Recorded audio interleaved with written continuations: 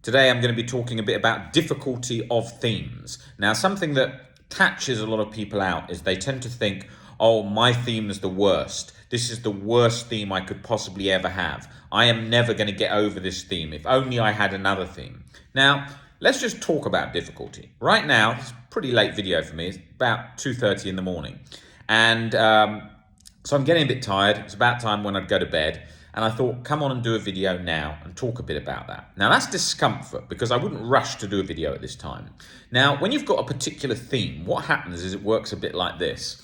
You've had one theme, and then you're just feeling relaxed, and you're feeling, oh, I'm used to this theme, and you're noticing it's coming off like layers of an onion. You're getting under it. The fear's coming down.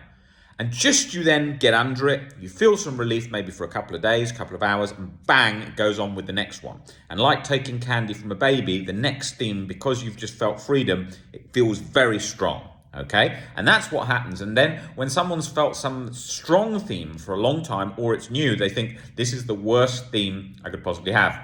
Particularly with real event related themes. You may have had it latched to some particular real event that wasn't that scary, and then it went up the hierarchy of more scary things, and then you think, how could it ever be worse than this? And as it moves between different themes, it can sort of jolt you depending on your beliefs and depending on what you find the most scary, and then it can do that. However, somebody can be just as scared with ROCD as they can be with real event harm OCD. So it all just depends on how it's latched to your particular perspectives, and it's obviously going in for the thing that it can get a latch on the most. And one of the things I found very difficult was sensory motor OCD, because you're kind of locked internally in the sensation, which kind of feels almost self-torturous because you're locked on that sensation of breathing, blinking saliva, something like that. And so I thought, how can I ever get over this? Because there's no outward exposure I can do. It's primarily inside my head. It's primarily stuck on the sensation. So I couldn't see how I could ever stop the compulsions of thinking about it, and I couldn't see how I could ever expose to it to get over it. And so that became a big problem, that particular theme. I found that very, very difficult. And then I also found difficult was the themes with real event when it latched onto things where I believed that I would be sort of socially rejected hugely by most people. That was particularly scary.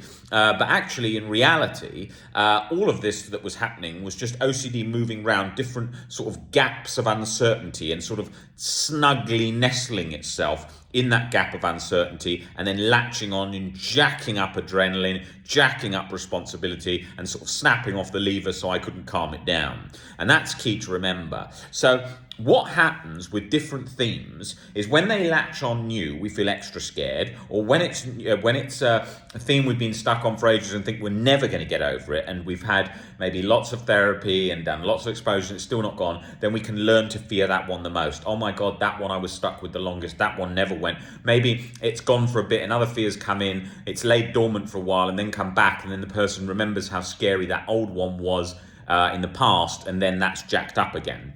So it all relates to our relationship with that thought or fear. Maybe it was one of your first fears. Maybe it made you drop out of school. Maybe it made you drop out your relationship or your job, whatever. So you can have these memories of how scary that is. And then that latches all into it and sort of nicely makes that cocktail of anxiety just to your particular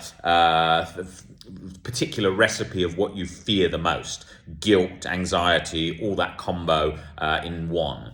So I think that's really important to remember, so that when you've got a particular theme, you don't think, oh, I'm doomed, this is the worst. Actually, I've got people that are just as scared with ROCD today as I have with someone who's got real event, as I have with someone who's got ROCD, and a mixture of all of those, all of those moving between one and the other. And if you ask somebody, hey, what do you think of that one? They'll say, well, that one used to bother me, not so much now. And then someone else with ROCD might say, this is way worse than when I had POCD. Someone POCD might say, this is way worse than when I had HOCD, whatever. And there's no different types of OCD. They're just thoughts and fears. OCD is all the same. It's just how it's latched. And how it's latched onto that thought and got locked in there, and then we've given a label to it. So all there is having harm thoughts. There is no sort of like harm OCD specific to a different type of OCD. That's not the reality. We've got all these junk names like pure OCD, which basically gives this illusion of like this more concentrated form of OCD that left me thinking I was doomed because I thought, oh my God, I've got this thing, I'm never going to get over that. But actually, it's all just the same. Okay, there's always some compulsion going on internally in some form or another,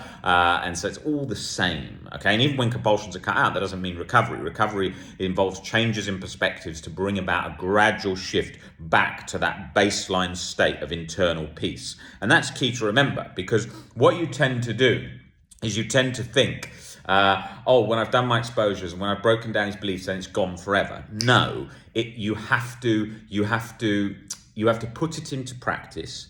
You have to work on, changing beliefs. You've got people say, I've done my exposures, I've done my reading, it should be gone now, and I've cut my compulsions out. No, you've got to gradually change the beliefs. And it takes a while to believe them because you believe the opposite, the strong irrational beliefs. And so you're having to adopt the rational again. And that's just going to take time and practice to get back to that internal state of a baseline of peace. And that is the long-term goal.